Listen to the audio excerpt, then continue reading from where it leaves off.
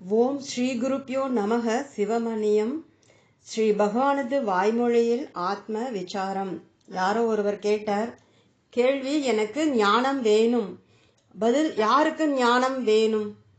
கேள்வி, நான் தான் வேணுங்கிறேன். பதில், யார் இந்த நான்? அதை கண்டுபிடிங்கோ, அப்புறம் வேற ஏதாவது இருந்தா பார்க்கலாம். கிருஷ்ணமூர்த்தி ஆந்திராக்காரர் கேட்டார் கேள்வி, தபஸ் பண்ணும்போது நம்ம பார்வையை எதிலே நிறுத்தணும்? மனம் நாம ஜபிக்கிறதுலே நிற்கிறது. பதில், எதுக்கு தபஸ்? கேள்வி, ஆத்ம ஞானத்துக்கு. பதில், சரி, தபஸ் பக்குவத்தை பொறுத்தது. ஒருத்தருக்கு உருவம் வேணும், ஆனா அது பத்தாது. எப்பவும் உருவத்தை பார்த்து கொண்டே இருக்க முடியுமா? உருவத்தை நாமத்திலே கொண்டு வந்துடுறான். அதுதான் ஜபம். ஜபம் தன்னை மட்டுமல்லாமல் மனசையும் உருவத்திலேயே வச்சிருக்கும். அதோட விளைவு மனசோட ஏகாக்கிரம். அது ஆத்ம ஞானத்திலே முடிஞ்சிடும். எதை நினைக்கிறோமோ அதாவே ஆயிடுவோம். சில நாமத்திலேயே திருப்தி ஆயிடுவா. எல்லா ரூபமும் நாமத்தோட தான் இருக்கு. அதனால நாமத்திலே எல்லாம் அடங்கிடும். இடைவிடாத ஜபம் எல்லா நினைப்பையும் போக்கி மனசை ஏகாக்கிரமாக்கிடும். அதுதான் தபஸ். ஏகாக்கிரமே தபஸ்க்கு வேணும். எதுக்காக தபஸ்னு கேட்டது? அதோட நோக்கத்தை தெரிஞ்சுக்கிறதுக்காக. எதுக்காக பண்றோமோ அதோட உருவத்தை எடுத்துக்கும். கேள்வி, விரதம் இருக்கிறது இதுவும் தபஸ் தானே? பதில், ஒரு விதத்திலே. அது வைராக்கியத்தாலே. ஜபம் ஆந்திரமாவோ பாஹ்யமாவோ இருக்கலாம், இரண்டுமாவும் இருக்கலாம். ஜபம் உருவத்தை உபாசிக்கிறதை விட சிறந்தது. அது முயற்சியிலே ஆரம்பிச்சு முயற்சி இல்லாம நடக்கிற வரைக்கும் செய்யணும். ஜபம் முயற்சி இல்லாம நடந்ததுன்னா அதுதான் ஞானம். கேள்வி, ஜபம் வேலை பார்க்கறப்பவும் பண்ணலாமா? பதில், இருக்கிறது ஒண்ணுதான். அது எந்த விதத்திலேயும் அனுபவிக்கலாம். ஜபமோ மந்திரமோ விசாரமோ இதெல்லாம் இருக்கிறதுலேயே முடிஞ்சிடும். இல்லாததை விரட்டுறதுக்கு நாம செய்யற முயற்சி தான் பக்தி, விசாரம், ஜபம் எல்லாம். இல்லாதது இப்போ இருக்கிற மாதிரி இருக்கு. அதிலே ஒரு மோகம் இருக்கு. இருக்கிறது நம்மளோட சுபாவம், நம்மளோட முயற்சி எல்லாம். அதை தடுக்கிறதை போக்குறதுக்குத்தான். நாம ஏதோ இறைவனையோ ஆத்மாவையோ எந்த நேரமும் நினைக்கிறதுனாலேயே அது சாதிக்கப்படுறதுன்னு நம்புறோம். உண்மையிலேயே நாம இறைவனை நினைக்கல, அதை மறைக்கிற நினைப்பை தடுக்கிறோம். தியானமோ விசாரமோ நம்மளோட சுபாவத்துக்கு திரும்புறது தான். கேள்வி, எங்களோட முயற்சி கண்டிப்பா வெற்றி அடையுமா? பதில், ஆத்ம ஞானம்தான் நம்மளோட சுபாவம். அது புதுசா அடையப்படுறது இல்லை. புதுசா வந்தா போயிடும். அது எப்பவும் இருக்கிற உண்மையா இருக்காது. அதனால முயற்சி வெற்றியா தோல்வியாங்கிற கேள்விக்கு இடமில்லை. தரிசனம் பண்ண வந்த ஒருவர் கேட்டார் கேள்வி, வாசனைகள் எங்கே இருக்கு? ஹிருதயத்திலேயா சகசிராரத்திலேயா? பதில், வாசனைகள் ஹிருதயத்திலே இல்லாம சகசிராரத்திலே தான் இருக்குன்னா தலையை வெட்டிட்டாலே போதுமே, பிறப்பெல்லாம் போயிடும். அப்படி இல்லை. எப்படி கஞ்சன் பணத்தை யார்கிட்டேயும் தரமாட்டானோ அவனிடமே பத்திரமா வச்சுப்போனோ அப்படியே ஆத்மா வாசனைகளை ரொம்ப பத்திரமா அதுகிட்டேயே வச்சிருக்கும். வாசனைகளோட இருப்பிடம் ஆத்மாவே, ஹிருதயமே. சகசிராரம் தியேட்டர், வாசனைகளை படம் போடுற தியேட்டர். கேள்வி, பகவானோட சில சீடர்கள் அவரோட மார்பிலே கை வச்சு ஹிருதயத்தை ஸ்புரணத்தை உணர்ந்ததா சொல்றாங்களே, அது உண்மையா? பதில், ஆமாம். கேள்வி, ஹிருதயம் வலது பக்கம் இடது பக்கம் நடுவுல இப்படின்னு பல பேர் பலவிதமா சொன்னா நான் எப்படி ஹிருதயத்திலே தியானம் பண்றது? பதில், நீ இருக்கே இல்லையா, அது தெரியறதில்லையா? நீயாவே உன்கிட்டயே இருக்கிறது தான் தியானம். தியானம் நீ எங்கே இருக்கியோ அங்கேயே நடக்கும். உனக்கு வெளியே நடக்காது. நீதான் உன் தியானத்தோட மையம். அதுதான் ஹிருதயம். அதை ஏன் ஒரு இடத்துல குறிக்கிறோம்னா உடம்பை வச்சுத்தான் குறிக்கிறோம். நீ இருக்கேன்னு உனக்கு தெரியும். எங்கே இருக்கே? உடம்புலே இருக்க. உடம்புக்கு வெளியே இல்லை. ஆனா உடம்பு பூராவும் இல்லை. உடம்பு பூராவும் நீ இருந்தாலும் நீ ஏதோ ஒரு இடத்துல இருந்துதான் நினைக்கிற. உன்னோட நினைப்பெல்லாம் அங்கிருந்தே வர்றது, அங்கேயே அடங்குறது. நினைப்பு காலில் இருந்து வர்றது. காலை வெட்டிட்டாலும் நீ இருக்க நினைக்கிற. அதனால நம்ம இருப்போட மையமா ஒரு இடத்தை ஒத்துக்க வேண்டியதா இருக்கு. அதுதான் ஹிருதயம். அது மையம் மட்டுமில்லை, அதுதான் ஆத்மா.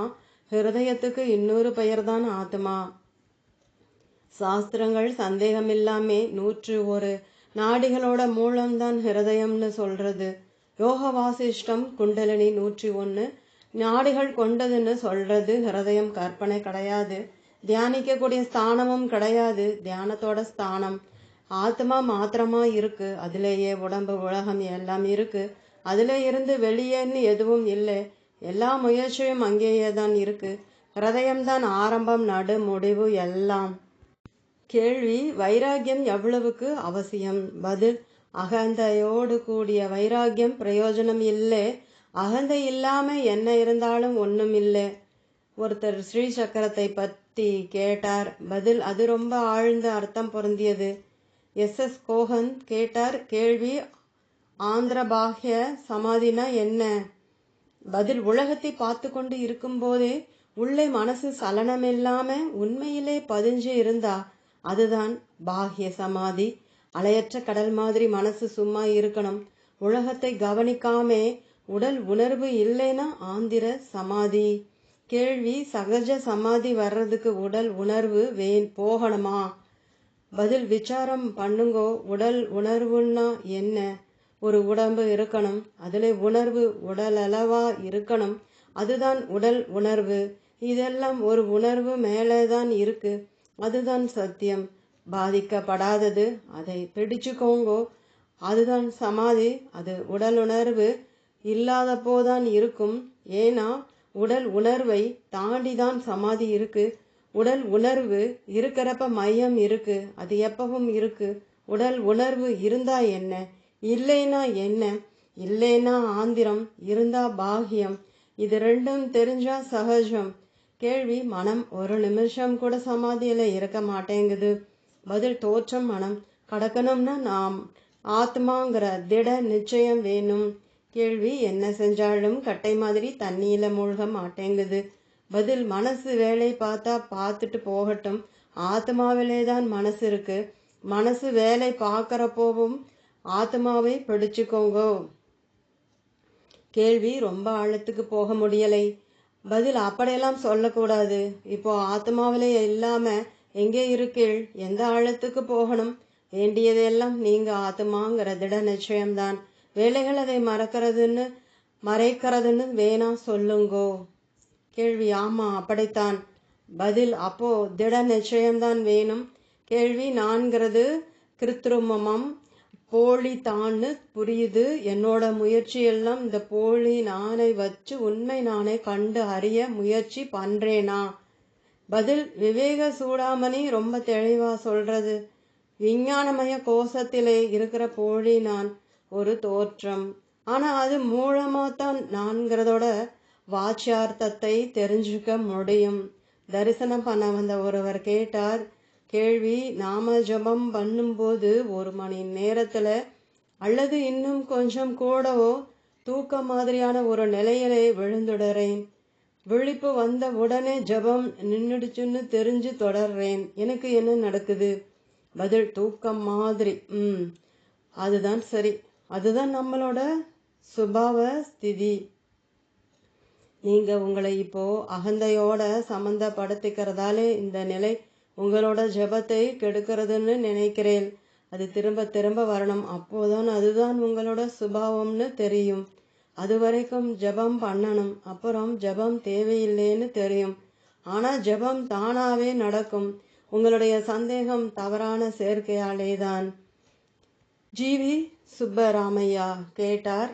பதில்: குழந்தையும் ஞானியும் ஒன்று. சம்ஸ்காரங்கள் குழந்தைகிட்ட வெளிப்படல, அதனால அதோட அறியாத்தன்மை முழுமையா இருக்கு.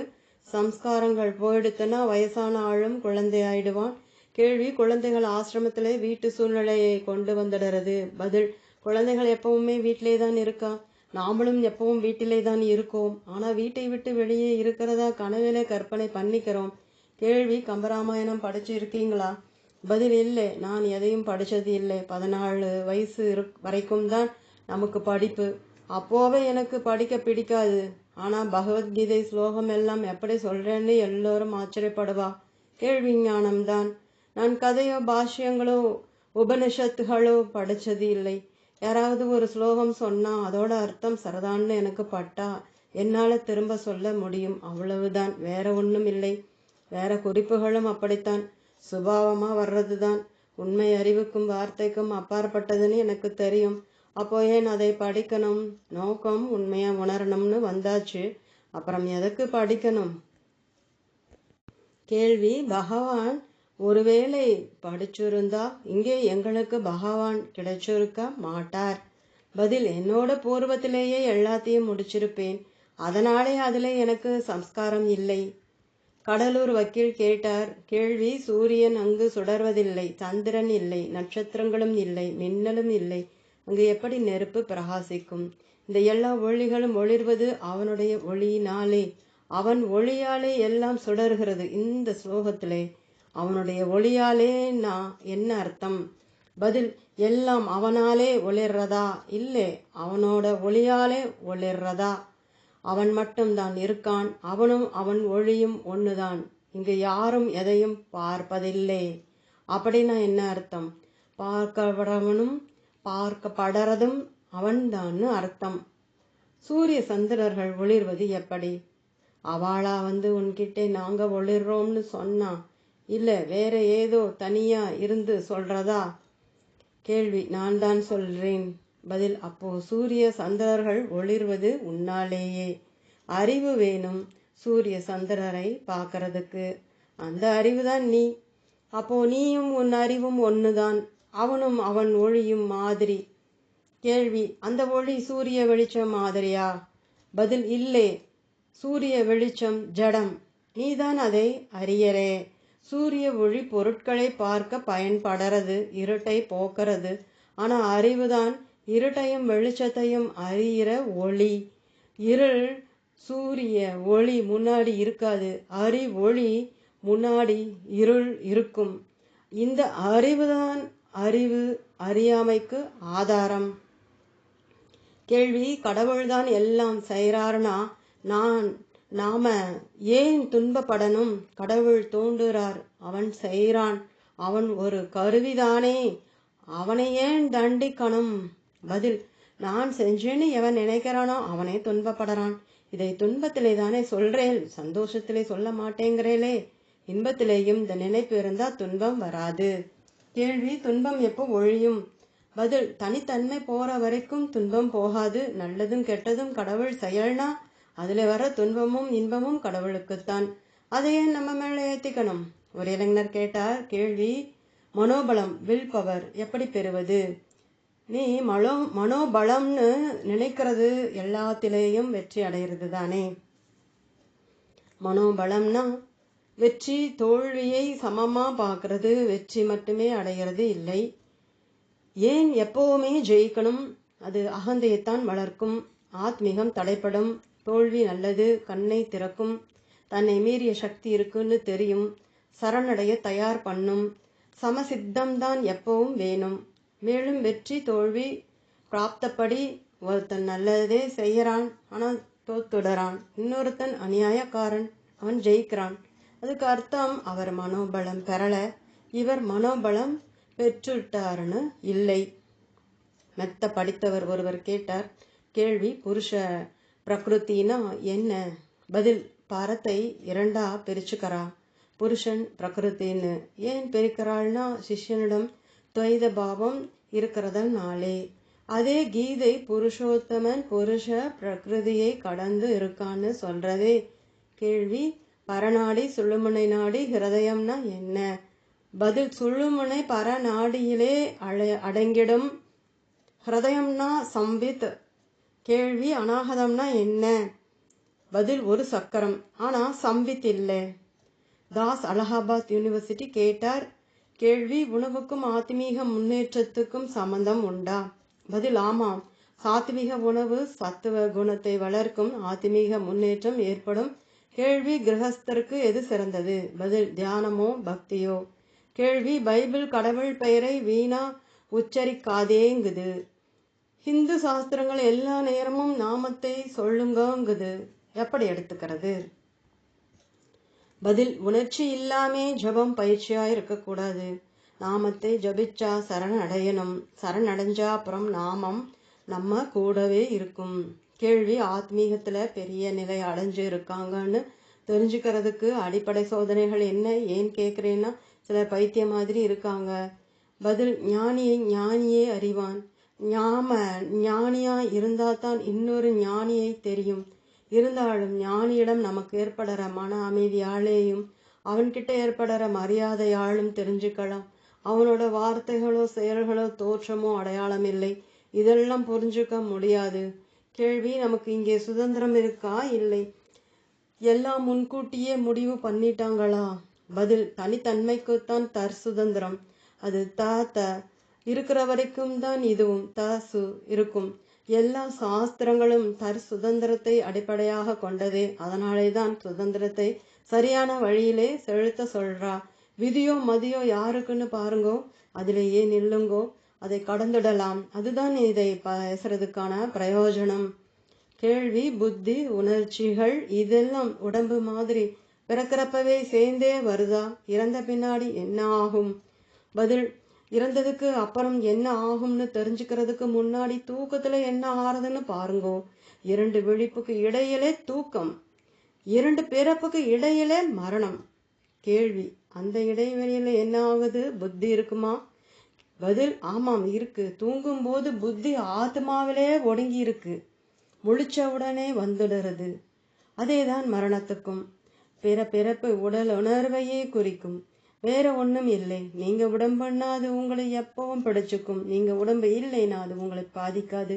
யார் தூக்கத்துல இருக்கானோ அவனே தான் இப்ப பேசி கொண்டிருக்கான். நீங்க தூங்கும் போது உடம்பு இல்லை. இப்போ நீங்க உடம்பா? கண்டுபிடிங்கோ. எல்லாம் பிரச்சனையும் தீந்துடும். பிறந்தது இறக்கும். யாரோட பிறப்பு? நீங்க பிறந்திருக்கேளா? நீங்க தான் பிறந்திருக்கேன்னா எதோட பிறப்பை பத்தி பேசுறேன்? உடம்புதான் பிறந்தது, அது சாகும். அதோட பிறப்பும் இறப்பும் எப்பவும் இருக்கிற உங்களை என்ன பண்ணும்? இந்த கேள்வியெல்லாம் யாருக்கு வர்றது? யோசிங்கோ, அப்போ உங்களுக்கு தெரியும். கேள்வி, ஆத்ம ஞானத்தை நோக்கி முன்னேற்றம் ஏற்படுறதுங்கிறதுக்கு தியானத்துல ஏதாவது குறிப்பிட்ட அனுபவங்கள் உண்டா? பதில், தேவையில்லாத சிந்தனையில இருந்து விடுபட்டு இருக்கிறதும் ஒரே சிந்தனையில நிக்கிறதும் எந்த அளவுக்கு நம்ம கிட்ட ஏற்பட்டு இருக்கோ அந்த அளவுக்கு முன்னேற்றம். கேள்வி, ஆத்ம ஞானம் அடைய சந்நியாசம் வாங்கணுமா? பதில், நாம தனித்தன்மை இழக்கிறது தான் சந்நியாசம் வாங்குறது. மொட்டை போட்டு காவி கட்டுறது இல்லை. ஒருத்தன் கிரகஸ்தனா கூட இருக்கலாம். ஆனா அவன் தன்னை கிரகஸ்தான்னு நினைக்கலேனா அவன் தான் சந்நியாசி. இதுக்கு மாறா ஒருத்தன் காவி கட்டி அலையலாம். அவன் சன்னியாசின்னு நினைச்சா அதோட நோக்கமே செத்துடும். கேள்வி, நான் அனாத்மாவை ஒழிக்கணும்னு ஆசைப்படுறேன். ஆத்மாவை அடையணும், எப்படி பண்றது? அனாத்மாவோட சுபாவம் என்ன? பதில், அனாத்மாவை ஒழிக்கணும்னு ஆசைப்படுற ஒருத்தன் இருக்கான். அவன் யார்? கேள்வி, இவன்தான். நான் கல்கத்தாவில இருந்து சென்னைக்கு பிரயாணம் பண்ணினேன். எனக்கு சென்னை எதுன்னு தெரியணுமில்லே. இல்லைன்னா இடையில வேற எங்கேயாவது இறங்கிட்டா? பிரயாணத்துல பெயர் பலகையும் நேர அட்டவணை இருந்தது. ஆத்மாவை அடைறதுக்கு அப்படி வழிகாட்டியது. பதில், உங்களோட பிரயாணத்துக்கு சரிதான். உங்களோட ஊர்ல இருந்து சென்னைக்கு எவ்வளவு தூரம்னு உங்களுக்கு தெரியும். நீங்க ஆத்மாவில இருந்து எவ்வளவு தூரத்துல இருக்கேன்னு சொன்னா வழி சொல்லலாம். கேள்வி, எனக்கு தெரியாது. பதில், உங்ககிட்ட இருந்து நீங்க விலகி இருக்கேளா? உங்ககிட்ட இருந்து நீங்க விலக முடியுமா? நீங்க பாக்குற எல்லா பொருளையும் விட நீங்க உங்களுக்கு நெருக்கம் இல்லையா? நீங்க உங்களை அடைறதுக்கு எங்கே போகணும்? கேள்வி, நான் ஆத்மாவிலிருந்து வெளியே இருக்கேன். நான் ஆத்மாவுக்கு திரும்பணும், அதை மறுபடியும் அடையணும். பதில், எவ்வளவு தூரம் தள்ளி போயிட்டேன்? வெளியே போயிட்டேன்னு சொல்றது யார்? 2 நான் இருக்கா? நாம எல்லோரும் ஆத்மாவோட மறுவடிவம் தான். நகையும் தங்கமும் மாதிரின்னு சொல்றா. ஒருத்தன் தங்கத்தை விட்டுட்டு நகையை பத்தி பேசும்போது அவனுக்கு நகை தங்கம் தான் மறுவடிவம்னு சொல்றா. ஆனா இங்கே அவனே அறிவுதான். அவனை மறுவடிவம்னு சொல்றது கூட பொருத்தமா இல்லை. நீங்க உங்கள இருந்து வேற இருக்கேளா உங்களை உங்களோட மறுவடிவம்னு சொல்றதுக்கு? கேள்வி, தங்கமே தன்னை மறந்துட்டு நகைன்னு நினைச்சுக்குதா? பதில், அது ஜடம், அப்படி சொல்லாது. மனுஷன் அறிவுக்கு வேறா இல்லை. ஆத்மாதான் சுத்த அறிவு. ஆனாலும் மனுஷன் அவனை உடம்போட சம்பந்தப்படுத்தி கொண்டு நான் இந்த உடம்புங்கிறான். ஆனா உடம்பு அப்படி சொல்லலே, அறிவும் அப்படி சொல்லலே. அப்போ யார் சொல்றது? போலியா ஒரு நான் கிளம்பி நான் இந்த உடம்பு தான் குறுக்கிக்கிறது. சுத்த அறிவுக்கும் ஜட உடம்புக்கும் இடையிலே தான் இந்த போலி நான் கிளம்புறது. அது என்னன்னு பார்த்தா மறைஞ்சுடும். அது அகந்தை, மனம், ஜீவன், தனித்துவம் எல்லாம். எல்லா சாஸ்திரங்களும் அதுக்காகத்தான். அது வந்ததாலே தான், அதை போக்குறதுக்குத்தான், இதை தெளிவிக்கிறதுக்கு தான் நோக்கம், வேற ஒன்றும் இல்லை. கேள்வி: மனம் எண்ணங்களின் குவியல், சரியா? பதில்: ஆனா நான்கிற எண்ணமே மூலம், அதுக்கு தனியா இருப்பு இல்லை.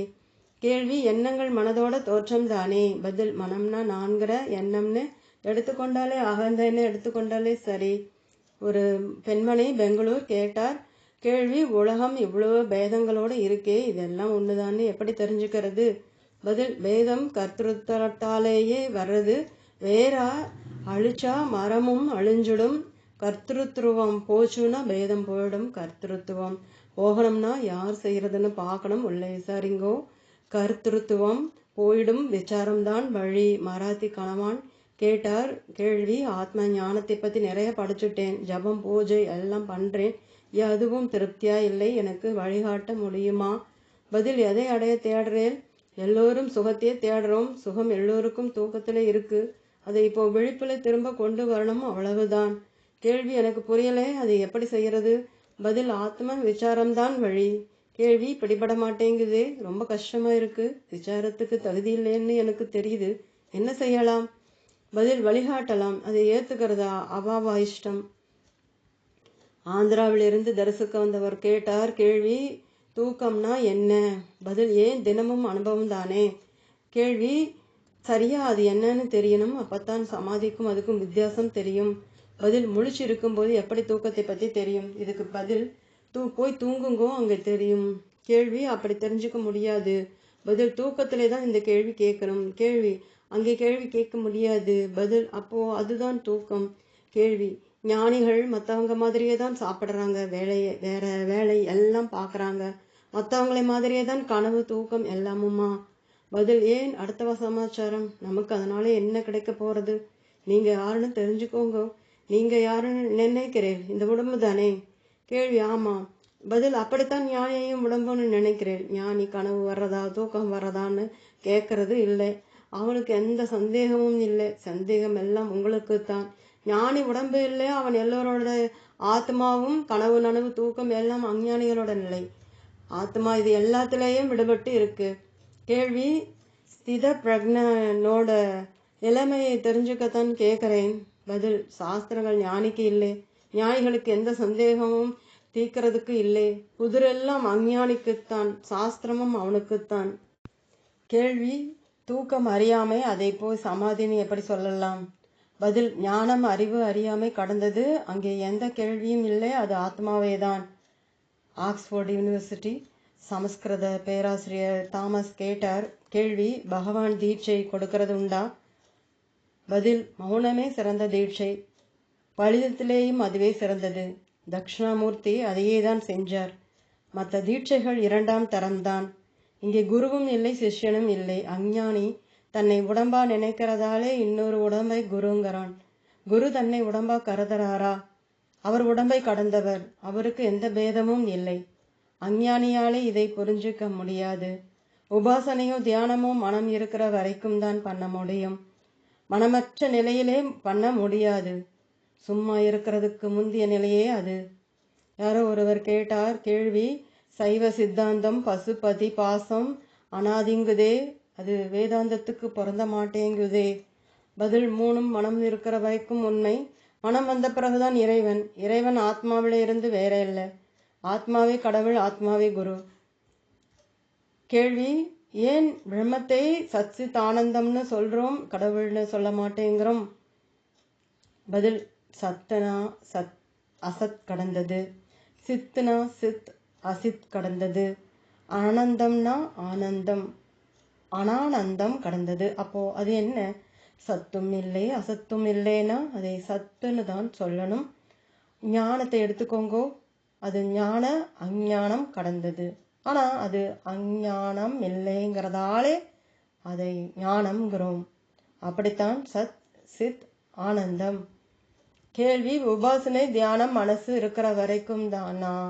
சும்மா இருக்கிறது தான் ஞானம்னா? உபாசனை தியானம் இல்லாம ஞானம் வந்துடுமா? பதில்: உபாசனை தியானம் முதல் படி, அது சும்மா இருக்கிறதா முடிஞ்சிடும். கிறிஸ்மஸ் விடுமுறையை ஒட்டி வந்த கூட்டம் கேட்டது. கேள்வி: உங்களுக்கு ஆங்கிலம் தெரியுமா? நீங்க ஆத்ம ஞானம் அடைஞ்சிருக்கீங்களா? பகவான் சிரித்தார். மேலே கேளுங்கோ. நிர்விகல்ப சமாதி அனுபவம் உண்டா? நீங்க நினைச்சப்ப சமாதிக்கு போவீங்களா? இப்படியெல்லாம் கேள்வி கேட்க கூடாதுன்னு யாரோ கூட வந்தாவா? அவரை கேட்க விடால. வேறு ஒருத்தர் கேள்வி: பகவான் உண்மையை நாங்க உணர உதவுவீங்களா? பதில்: உதவி எப்பவும் இருக்கு. கேள்வி: அப்போ கேள்வியே இல்லை, எனக்கு கிடைக்கிற மாதிரி தெரியலை. பதில்: சரணடைங்கோ, தெரியும். கேள்வி: நான் உங்க சரணத்திலேயே தான் இருக்கேன். ஏதாவது உபதேசம் கொடுங்க. 600 மைல் தள்ளி இருந்து எப்படி உங்க அருளுக்கு பாத்தியமாவேன்?